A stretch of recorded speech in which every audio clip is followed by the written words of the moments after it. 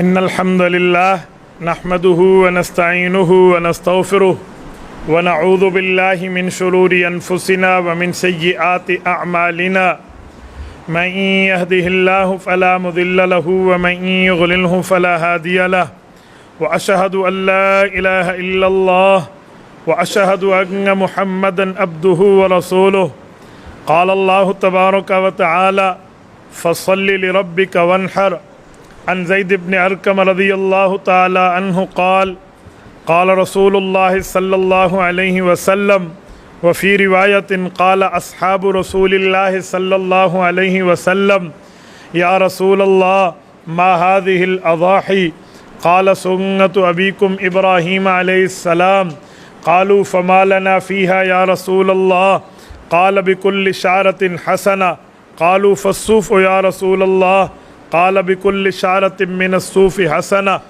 رواه الإمام الهمام بن ماجة القزويني في سننه اللهم صل على محمد وعلى آل محمد كما صليت على إبراهيم وعلى آل إبراهيم إنك حميد مجيد اللهم بارك على محمد وعلى آل محمد كما باركت على إبراهيم وعلى آل إبراهيم إنك حميد مجيد میرے دوستو، ذوالحجہ کے مہینے کو اسلام میں اتنا مبارک کہا گیا ہے جیسے رمضان المبارک بابرکت ہے۔ علماء کے اندر اس بارے میں دلائل کا اختلاف چلتا ہے کہ رمضان المبارک کے دن بہتر ہیں اور ذوالحجہ کی راتیں بہتر ہیں، اور بعض حضرات کا نظریہ ہے نہیں، ذوالحجہ کے دن بہتر ہیں، رمضان کی راتیں بہتر ہیں کہ وہاں شب قدر ہے۔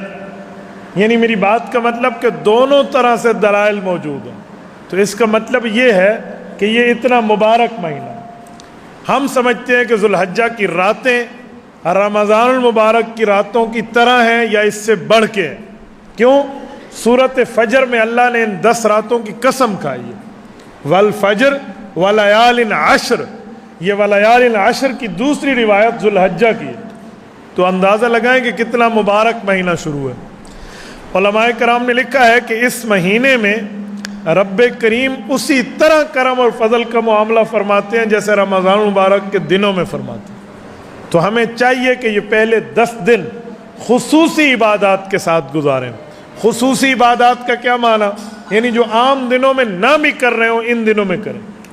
اگر گرمی زیادہ ہے، روزے کا اہتمام نہیں ہو سکتا ہر دن کا، تو 9 ذوالحجہ کا روزہ ضرور رکھیں۔ 9 ذوالحجہ جسے ہم یوم عرفہ کہتے ہیں، بقرعید سے ایک دن پہلے حج والا دن، اس کا روزہ یہ بڑے اہتمام سے رکھنا چاہیے۔ حضرت ام المؤمنین اماں عائشہ صدیقہ رضی اللہ عنہ، آپ کی اور ہماری اسلامی اماں جان، یہ ہر سال روزہ رکھتی تھی، اور روزہ بھی سعودی عرب میں۔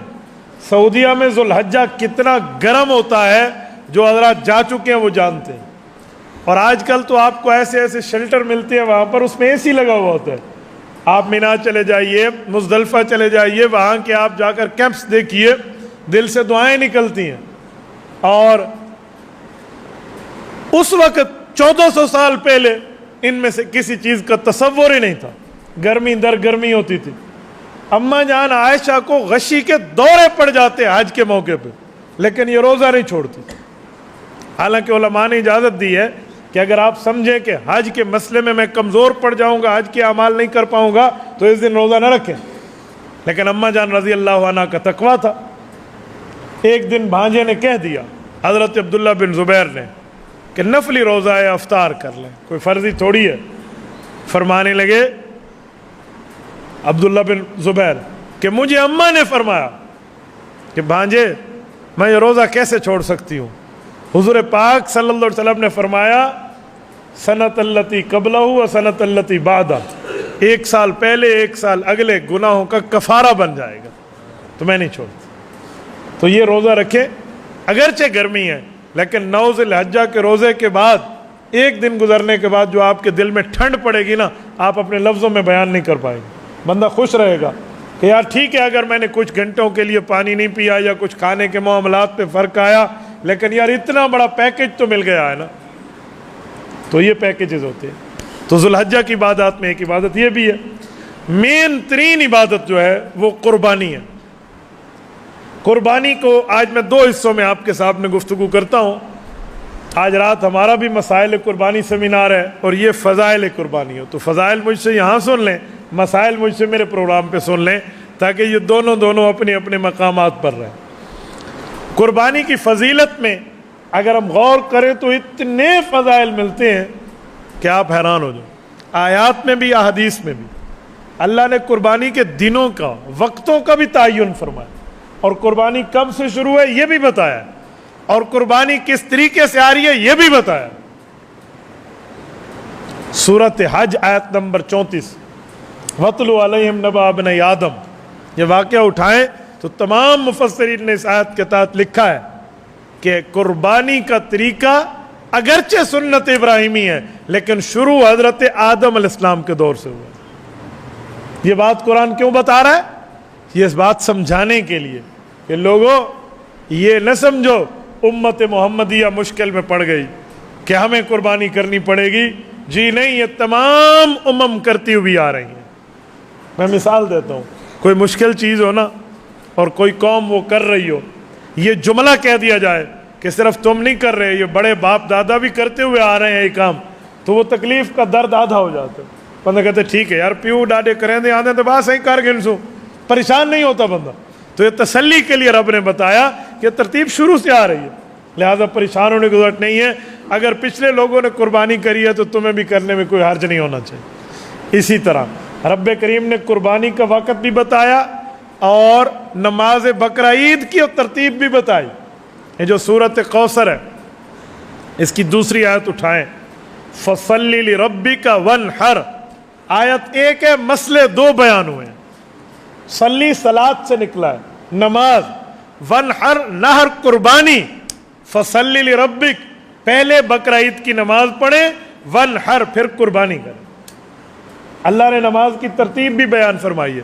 آپ تفسیر مظہری اٹھائیں جو دارالعلوم دیوبند سے 100 سال پہلے تحریر ہوئی ہے، قاضی ثناء اللہ پانی پتی رحمہ اللہ نے لکھی ہے۔ اس سے بھی پیچھے جائیں تفسیروں میں تو تقریباً آج سے 700 سال پہلے لکھی جانے والی تفسیر الجامع لاحکام القرآن، جسے تفسیر قرطبی کہتے ہیں، ان دونوں تفسیروں میں امام حسن بصری رحمہ اللہ کی روایت موجود ہے۔ امام حسن بصری کون ہے؟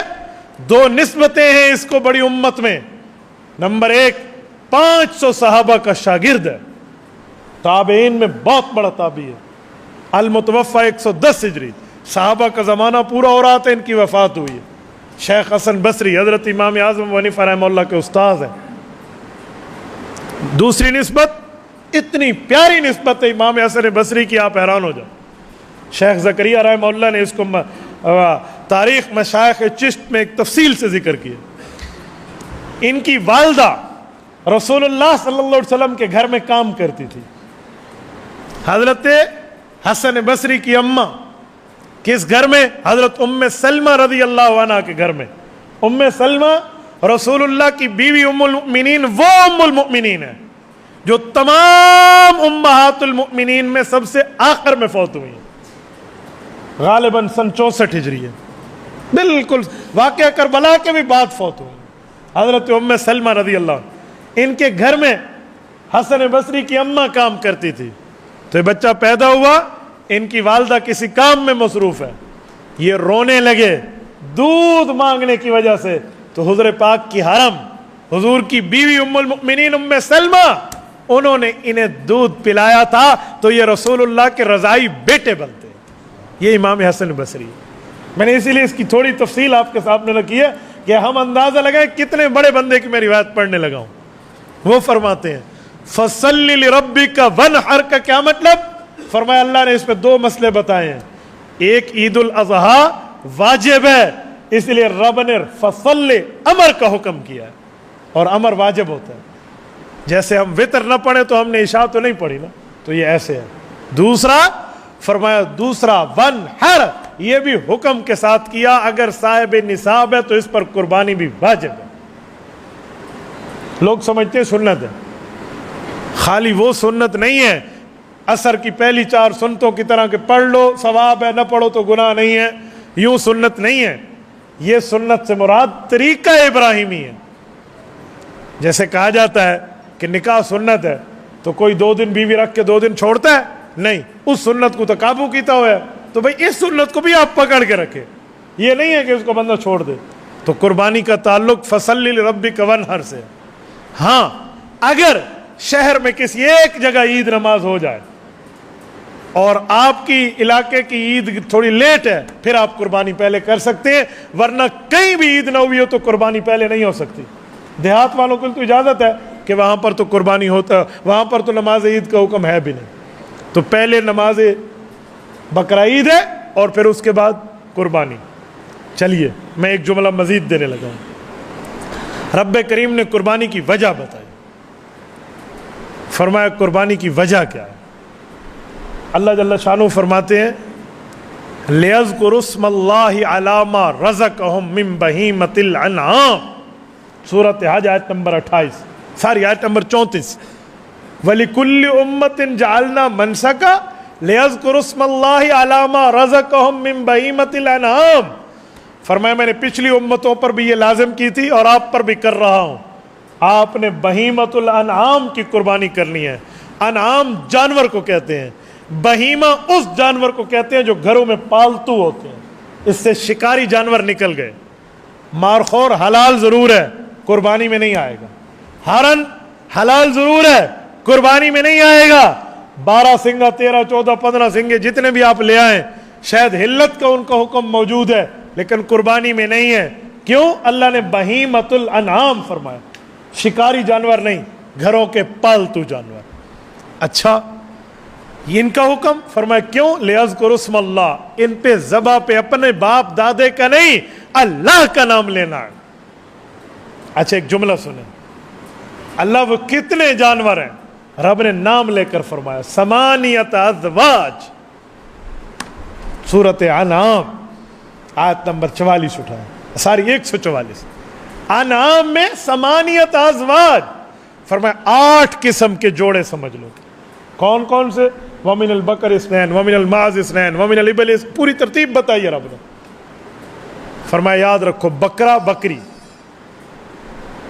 اس طرح دمبا دمبی, اور گائے اور بیل, اونٹ اور اونٹنی, یہ 4 نر مادہ ملائیں تو 8. یہ رب نے نام لے کر بتا دی. تو آپ اندازہ لگائیں کہ قربانی کو اللہ تعالیٰ کتنا کھول کھول کے بیان کر دیں, تو ہم قربانی سے تائید آمن ہو جائیں. اور میں یہاں پر ایک جملہ مزید بھی کہتا ہوں. آپ کہیں گے کچھ جانور ایسے ہیں جو اس میں نہیں آئے, مثلا ساری سرائے بھیڑ بھی ڈورا ہے, دمبا دمبی تو آ گئے, بھیڑ کہاں جائے گی, یا ٹیڈی بکری کہاں جائے گی, یا بھینس کہاں جائے گی؟ تو پھر ہم کیا کریں؟ تو یاد رکھیں یہ انہی اقسام میں داخل ہے. یہ دمبا دمبی کا حکم بھیڑ اور مینڈے والا ہے, اور ٹیڈی بکری عام بکری میں شامل ہے. وہ ٹیڈی بکری ہو یا یاد رکھیں ٹیڈی بکری عرب میں نہیں ہے, پورے عرب میں آپ کو ٹیڈی بکریاں نہیں ملیں گی. وہاں بکری ہے جو بڑی قسم کی, یہ ٹیڈی بکری جو ہے یہ ہماری عجم کی پیداوار ہے. اور اس طرح بھینس ہے, بھینس بھی عرب میں نہیں ہوتی تھی. حضور علیہ السلام کے زمانے میں بھینس تھی نہیں, صحابہ کی اکثریت نے حضور کے زمانے میں بھینس کو نہیں دیکھا. ایران فتح ہوا, حضرت عمر کے دور میں بھینس دریافت ہوئی. اب بھینس کی قربانی ہے یا نہیں ہے؟ حضرت علی المرتضیٰ رضی اللہ عنہ کی روایت مصنف ابن ابی شیبہ میں موجود ہے. حضرت علی المرتضیٰ فرماتے ہیں جس طرح گائے میں 7 حصے رکھتے ہو اسی طرح بھینس کے بھی 7 حصے, یہ بھی گائے کی شکل ہے. سیدنا علی المرتضیٰ خلیفہ راشد کا قول پڑھ رہا ہوں کیونکہ یہ دریافت حضور کے بعد ہوئی. کچھ لوگوں کو بھینس کی قربانی پہ اشکال ہوتا ہے کہ بھینس کا لفظ قرآن میں نہیں ہے. میں انہیں کہتا ہوں ٹیڈی بکری کبھی نہیں ہے. آپ ٹیڈی بکری جس ثبوت سے لاؤ گے بھینس بھی اس ثبوت سے ہے, اس کے لیے کوئی علیحدہ ثبوت کی ضرورت نہیں ہے. تو رب نے جانوروں کے نام لیے ہیں. تو میرے دوستو ہمیں قربانی کے معاملات میں یہاں تک سمجھنا چاہیے. اچھا سنیں پھر, یہ تو قرآن کریم ہے. احادیث نبویہ پر آئیے تو احادیث پاک میں بڑی تفصیل ملتی ہے. میں نے وہ حدیث جو خطبے میں پڑھی ہے پہلے اس کا ترجمہ سنیں. باب ثواب الاضحیہ, سنن ابن ماجہ کتاب الاضاحی, امام ابن ماجہ القزوینی رحمہ اللہ حضرت زید ابن ارقم رضی اللہ تعالیٰ عنہ کی حدیث لائے. حضرت زید نے فرمایا کہ صحابہ کا مجمع بیٹھا تھا، اللہ کے رسول تشریف فرما تھے. قال صحاب رسول اللہ ما هذه الاضاحی یا رسول اللہ، فرمایا قربانی ہم کریں گے، ثواب کے بارے میں بھی کچھ ارشاد فرما دے. حضور نے فرمایا بکل شارۃ حسنہ، جانور کے ہر بال کے نیچے تمہارے لیے رب نیکی چھپا کے رکھے ہوئے ہیں. نے کہا جی ماشاء اللہ، واہ سبحان اللہ. ایک صحابی کھڑے ہو گئے نے کہا یا رسول اللہ ایک بات مزید. کہا جی کیا؟ کہا میرے گھر میں بالوں والا جانور نہیں ہے، اونی جانور ہے، اس کا کیا بنے گا؟ تو رسول اللہ نے ایک بار پھر یہ جملہ تھوڑا ایک لفظ بڑھا کر ارشاد فرمایا، فرمایا بکل شارۃ من الصوف حسنہ، ہر اونی بال کے بدلے میں بھی رب تمہیں نیکی عطا فرمائے. آپ اندازہ لگائے جانور میں کتنے بال ہیں. میں تو نہیں سمجھتا کہ کوئی مشین تیار ہوئی ہو جو گن کے بتا دے. اسا اپنے کوپر تو وال نہیں گن سکتے بھی سر تے کتنے ہیں، اونده گن سو بھی لے لیتے کتنے، تو کتنے بال ہیں تو کتنی نیکیاں. اچھا آگے چلے ذرا. حضرت اما جان عائشہ رضی اللہ عنہ کی روایت، جامع ترمذی ابواب الاضاحی باب ما جاء فی فضل الاضحیہ، حضرت امام ترمذی رحمہ اللہ حدیث لائے. رسالت امام علیہ السلام نے فرمایا ما عمل آدمی من عمل یوم النحر، فرمایا لوگو نیکیاں تو کرتے ہو، تمہیں بقرہ عید کے دن کی سب سے افضل نیکی بتاؤں؟ بقرہ عید کے دن کی نیکی نہیں، سب سے افضل نیکی. اس دن نماز بھی نیکی ہے، صدقہ بھی نیکی ہے، نفل پڑھنا بھی نیکی ہے، لیکن ایسی نیکی احب الی اللہ جس سے اللہ کو اس دن بہت پیار ہے. صحابہ نے عرض کیا یا رسول اللہ ضرور ارشاد فرمائیں.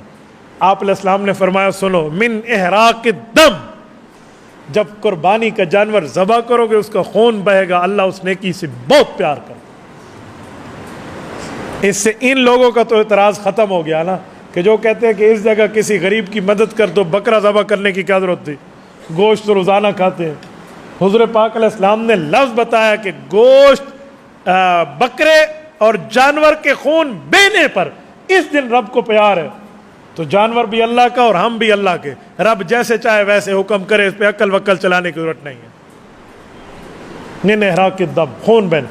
اور اگلا جملہ، سوال اٹھتا تھا کہ خون نکل گیا، گوشت ہم نے کھا لیا، کھر پھینک دیے، سینگ پھینک دیے، بال پھینک دی، کھال کو استعمال نہیں کیا، ناخن پھینک دیے، ان کا ثواب کہاں جائے گا؟ حضور علیہ السلام نے اگلا جملہ فرمایا انہ لیأتی یوم القیامت بقرونہا واشعارہا واضلافہا، فرمایا جنہیں پھینک دیتے ہو نا، یہ کھر سینگ اس کی بال اور اس کے ناخن، یہ ان سب کو لے کر قیامت میں تمہارے پاس نیکی میں حاضر ہو جائے گی. اگلا جملہ بڑا زبردست جملہ ہے، توجہ رکھنا. فطیبوا بہا نفسا، لفظی ترجمہ ہے دل خوش کر کے قربانی کرو. مولانا اگر میں ایک بات عرض کرتا ہوں سنیں، خوشی کو عربی میں فرحت بھی کہتے ہیں، مجھے فرحت محسوس ہوئی. مسرت بھی کہتے ہیں، مجھے خوشی محسوس ہوئی. بشارت بھی کہتے ہیں، مجھے خوشخبری ملی. لیکن طیب کون سی خوشی ہے جس کو حضور نے فرمایا فطیبوا بہا نفسا، دل کی خوشی، پاکیزہ خوشی، طیب خوشی، وہ کون سی ہے؟ آپ کی توجہ ہے؟ ہاں بزرگوں کی تو ہے، نوجوانوں کی ہے، میں تمہارے دل کی بات کرنے لگا ہوں. پتہ ہے طیب کون سی خوشی ہے؟ قرآن کریم نے اس خوشی کو سورۃ نساء کے پہلے رکوع میں استعمال کیا. فَانْكِحُوا مَا طَابَ لَكُم مِّنَ النِّسَاءِ مَثْنَىٰ وَثُلَاثَ وَرُبَاعَ، رب نے شادی کی خوشی کو طیب کی خوشی فرمایا ہے. کہا دلہا دلہن جیسے شادی کے معاملے پر خوش ہے، ایسی خوشی تمہیں قربانی کے معاملے پہ ہونی چاہیے. ای نہیں دل چھوٹا کر کے ہائے لیلا کٹھا گئی، میں کوئی یاد ہے ہائے میں پرنا گیا، کوئی کہتا ہے وہاں تو سارے خوش ہیں، یعنی اگلے سال ہوئے وہ یاد ہے استاد جی ابا جی کو آ کے ہی سال کرواؤ چاہ. ہاں وہ بھی سفارشیں کروانے کے معاملات، ہر بندہ آ گیا ہے. ایسا ہے یا نہیں ہے؟ میں چھیڑ نہیں رہا، میں سمجھا رہا ہوں. اس سال ہو جائے تو بڑی مبارک بات کی بات ہے. حدیث پاک میں 3 چیزوں میں دیر نہ کرو، اس میں ایک شادی کی بات بھی ہے. تو شادی پر لوگ کتنے خوش ہیں یار. لوگ تو میاں بیوی تو خوش ہوں گے، یہ جڑے باہر ٹبریتے کھڑوتے ہیں یکے خوش ہوتے ہیں. ہاں صاحب شادی ہوتی ہے، ہر بندہ اپنی وجہ تو خوش ہے. تو بھائی قربانی بھی ایسی خوشی سے کرو، دل چھوٹا نہ کرو. فطیبوا بہا نفسا. آؤ تیسری حدیث پڑھنے لگا ہوں. یہ بھی اما عائشہ رضی اللہ عنہ کی روایت ہے، مصنف عبد الرزاق میں ہے. کتاب الضحایا میں موجود ہے۔ حضرت اماں فرماتی اللہ کے رسول نے فرمایا ضحوا وطیبوا بها انفسکم، لوگو دل کو خوش کر کے قربانی کرو، فإنہ لیس من مسلم،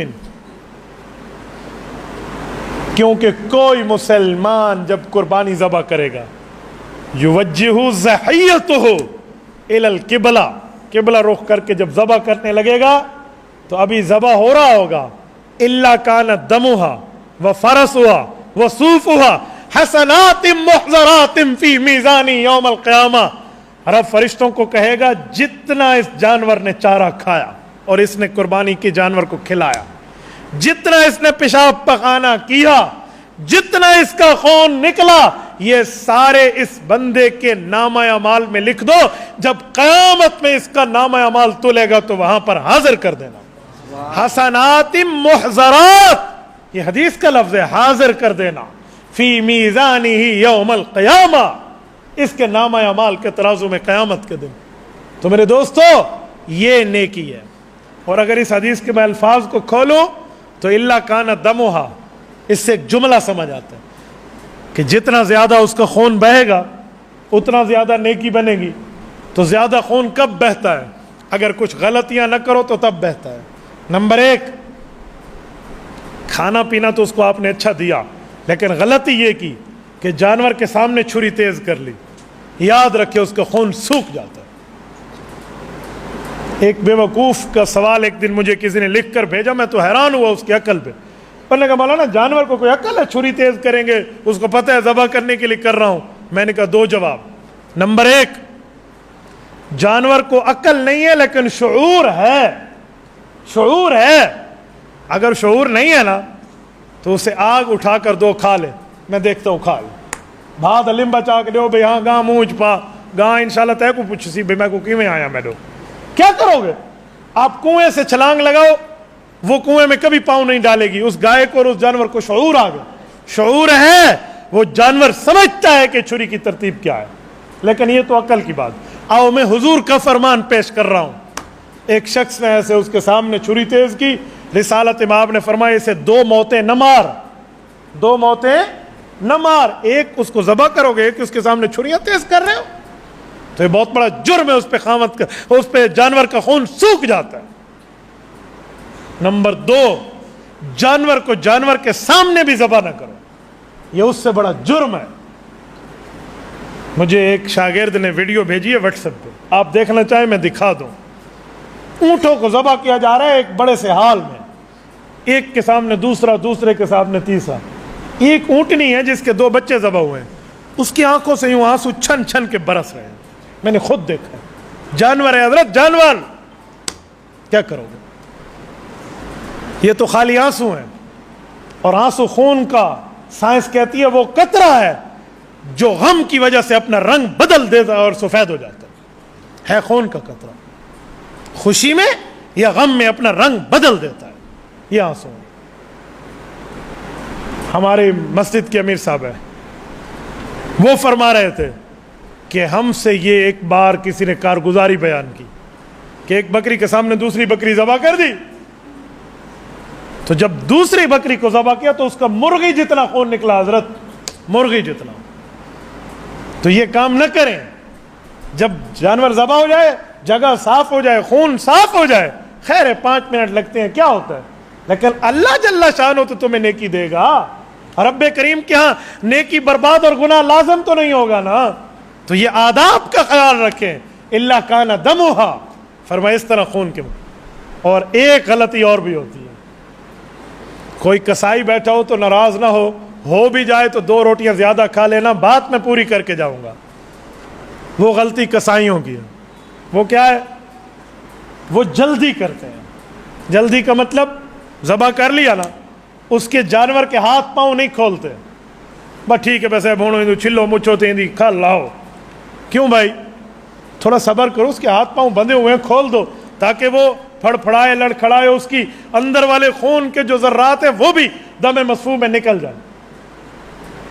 یوں نہیں کرتے بھئی مجھے جلدی ہے، میں نے 2-4 جگہ اور بھی جانا ہے، یوں نہ کریں، یہ بڑی زیادتی ہے جانور کے ساتھ۔ ذبح تو ہو گیا، اب آپ نے کیا کرنا ہے، اس کے ہاتھ پاؤں کھول دیں، تاکہ وہ جتنا ہلا سکتا ہے ہلائے، حرکت کرنا کرے۔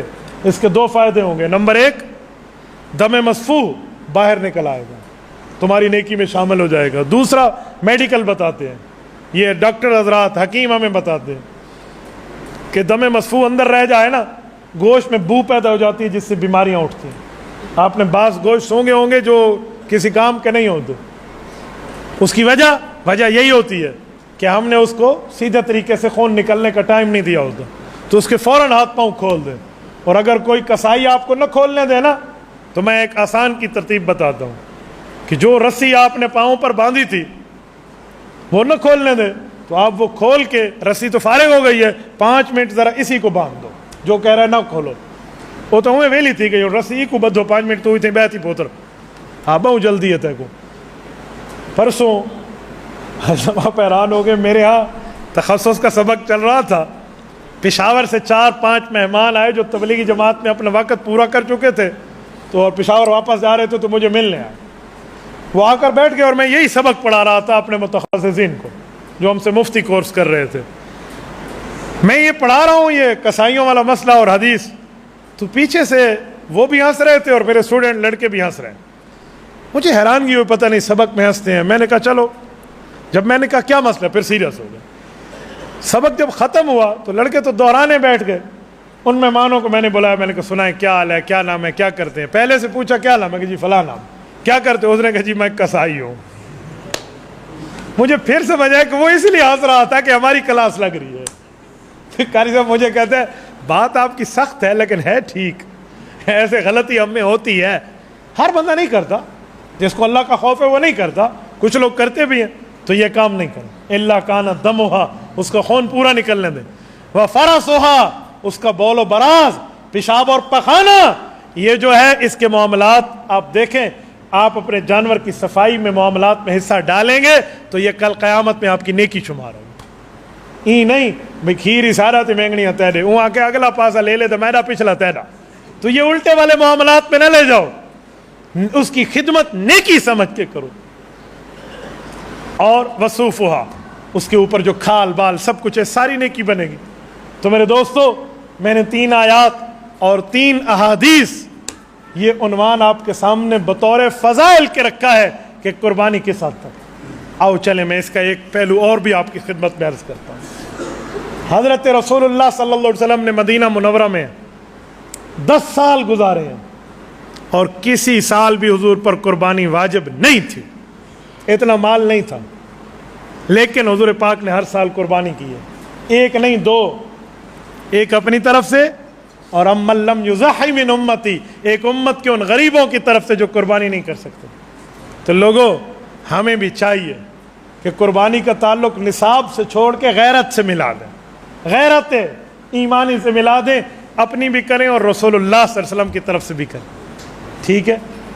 آج کل لوگوں کا عجیب حال ہے، خود پہ قربانی فرض واجب ہوتی ہے، اپنی نہیں کرتے۔ میرا ابا فوت ہو گیا، میں اس کی کر رہا ہوں، پہلے اپنی مار، اپنی نہیں کرتے بھئی، واجب تیرے اوپر ہے اور تجھے ابا جان کی لگی، آپ ابا کی کریں، میں منع نہیں کرتا، بہت ثواب کا کام ہے، لیکن جب تجھ پہ فرض ہے تو کیوں نہیں کرتا؟ کچھ دنوں پہلے مجھ سے ایک بندے نے مسئلہ پوچھا، میں اس کی پوچھنے کی طرز پہ حیران ہوا۔ مجھے کہتے ہیں مفتی صاحب واجب میرے اوپر بھی ہے، میری بیوی پر بھی ہے، لیکن اس سال میں اپنی نہیں کر رہا، بیوی کی کر لوں۔ میں کہ گھن گھریلو ڈنڈا ایجیاں پیا ہوا کہ میں نہیں کریں دی، تو کر، اپنی بھامیں چھوڑ دے۔ میں کہ پوتر تو کملے دوتے تو نماز ہی فرض نہیں ہوتی، خیر ہے بھامیں کرتے بھامیں نہ کر، تیرا تو چیتا خراب ہے، کیا انسان ہو تم؟ جب تیرے اوپر واجب ہے اپنی بھی کر، بیوی کرنا چاہتے 2 دفعہ کر لے، مجھے کیا مسئلہ؟ اللہ نے تجھے 4 بیویاں دی ہوں، سب کی کر لے۔ کیویں مولوی صاحب؟ ساتھ میرے بیٹھے ہوئے مولوی صاحب جرت سے سر نہیں ہلاتے۔ میں کہ شاید آپ تینوں کی نہیں، اصل پتہ ہے جب میں کہتا ہوں کسی اور بیوی کر لو تو لوگ آتے نہیں مولوی صاحب ساری ہکا بہو ہے، مولوی صاحب گھر ہی بننا ہے، تو ایسا کو رولے پاتی پی ہے، تو بھائی ایک ہے تو ایک کی کر لینا، لیکن پہلی اپنی تو کریں اگر اپنے اوپر فرض ہے۔ نہیں اس سال میں نہیں کر رہا، تجھے کس نے کہا تو قربانی کو وڈرا کر لے، تجھے اختیار کس نے دیا ہے شریعت میں؟ تو یوں نہیں ہے بھائی، اس کی ترتیبیں بھی دیکھا کریں۔ اور نصاب قربانی کے حوالے سے میں بنیادی بات کرتا ہوں، چاندی کا نصاب ہے، माल तिजारत अगर चांदी के निसाब को पहुंच जाए, या घर में चांदी पड़ी हो, या कैश पड़ा हुआ हो, या इतना कर्जा किसी को दिया हुआ हो, वो 52.5 तोले चांदी है जिसकी मौजूदा रकम 80,000 रुपये बनते हैं। 80,000 से कुछ ऊपर कुछ नीचे, बस यही रेट चल रहा है, इस पर कुर्बानी वाजिब हो गई। अगर इतना माल अय्याम कुर्बानी में इसके पास मौजूद है, हाँ इस पर कर्जा है, तो देखेंगे कितने का मालिक है और कर्जा कितना है। मसलन ये 1 लाख का मालिक और 2 लाख कर्जा है तो कुर्बानी गई। लेकिन अगर ये 1 लाख का मालिक और इस पर 20,000 कर्जा है तो 80,000 तो पीछे बचता है ना, फिर इस पर कुर्बानी आ गई। कर्ज निकालने के बाद देखेंगे इसकी कितनी मामलात है। तो भाइयों इसलिए कुर्बानी करें, ठीक है, बेहतर है। अगर कोई शख्स कुर्बानी में अकीके का हिस्सा डालना चाहता है तो जायज़ है। मैं 3 बातें इस पर पेश करता हूँ। नंबर 1, हदीस पाक में कुर्बानी के लिए जो लफ्ज़ आया है वही लफ्ज़ अकीके के लिए आया। नुसुक कुर्बानी को कहते हैं, यही लफ्ज़ अकीके के लिए आया।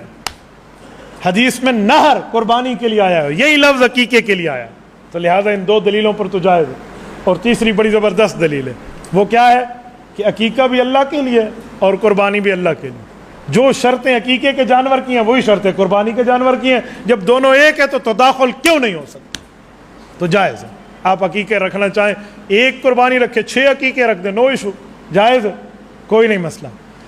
कुर्बानी के जानवर में ज़्यादा से ज़्यादा 7 आदमी हैं, कम जितने शरीक होना चाहिए, 1 ले लो, 2 ले लो, 5 ले लो, बिल्कुल जायज़ है।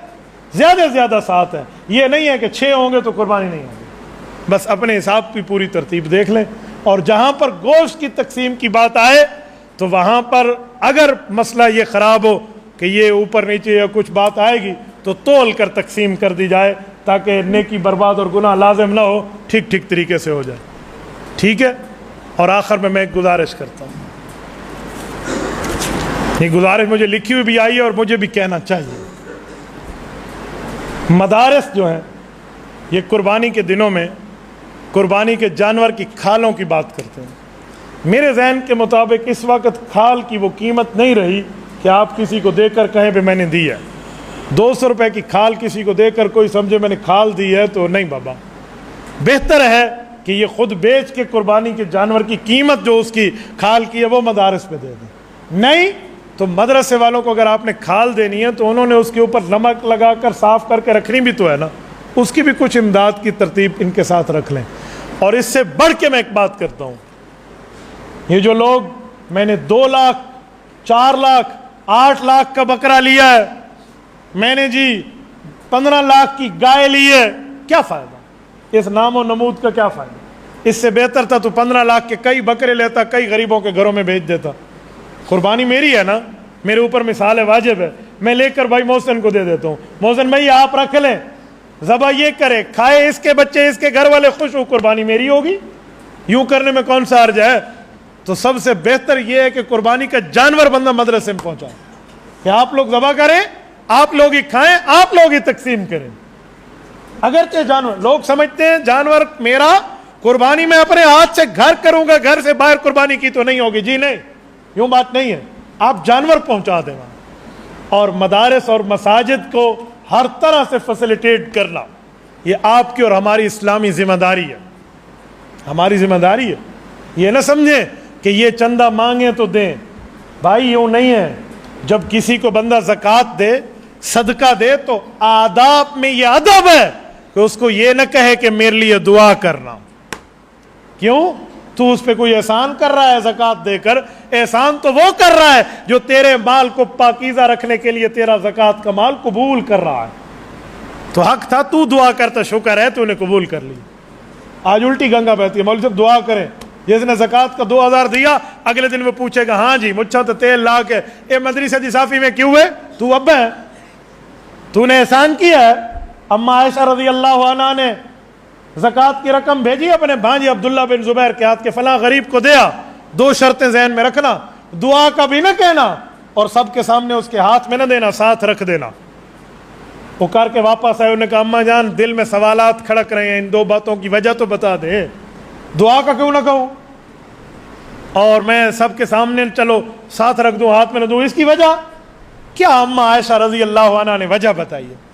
फरमाया अगर उसके हाथ में सबके सामने दोगे तो वो गिल्टी फील करेगा, کہ او ہو میرے اوپر یہ زمانہ آ گیا کہ اب میں زکوٰۃ وصول کر رہا ہوں، بس اس کو مالک بنا دو، اس کے ساتھ رکھ دو تاکہ وہ دل چھوٹا نہ کرے۔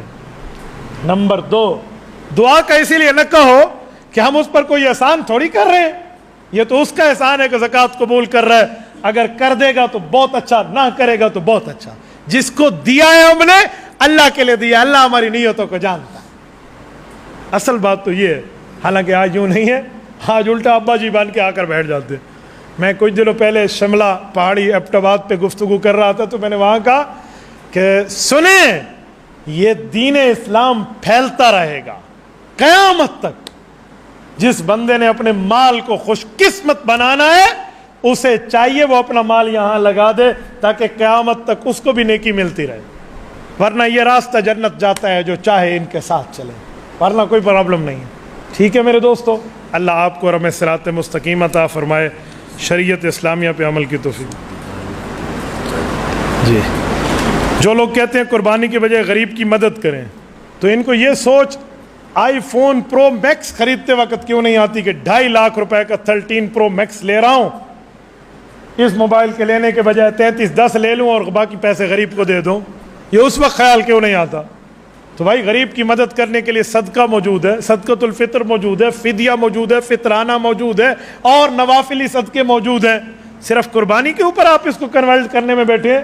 جی نہیں، قربانی مستقل عبادت ہے، اس کو صدقہ میں آپ کنورٹ نہیں کر سکتے۔ ہاں 3 دن کسی نے قربانی نہیں کی، بعد میں مسئلہ پتہ چلا کہ مجھے کرنی چاہیے تھی، اب بکرا ذبح نہ کرے، اب بکرے کے پیسے کسی غریب کو دے دیں۔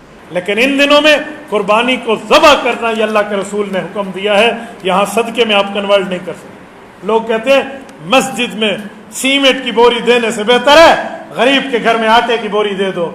میں نے کہا بھائی اپنی بیٹی کو لاکھوں روپے کا جہیز اور لاکھوں روپے کے سیٹ دینے سے بہتر ہے کسی غریب کے گھر میں آٹے کی بوری دے دو۔